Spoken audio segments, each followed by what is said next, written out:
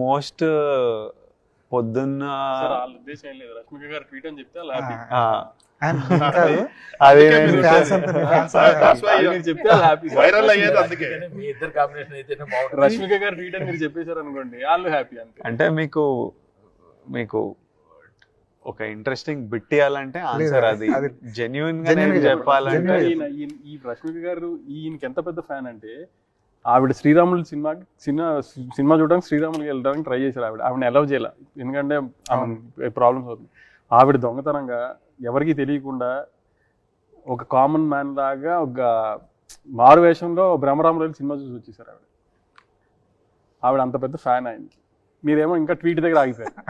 ఇవన్నీ చెప్తే కదా తెలిసేది. ఎంత త్వరలో శుభవార్త చెప్తాను, వెయిట్ చేస్తాను. అవన్నీ మీరు ఆయన అదే సార్, ఫస్ట్ కింగ్డమ్ ఎంజాయ్ చేద్దాం కొన్ని రోజులు. సక్సెస్ వచ్చాక గ్యారంటీ ఉన్నారు, సక్సెస్ వచ్చేసింది కదా, ఎంజాయ్ చేద్దాం కొన్ని రోజులు. కాదు జెన్యున్ గా చెప్తున్నారు కదా, జెన్యున్ రిపోర్ట్. ఏ ట్వీట్ బాగా రష్మి గారిని పక్కన పెట్టండి.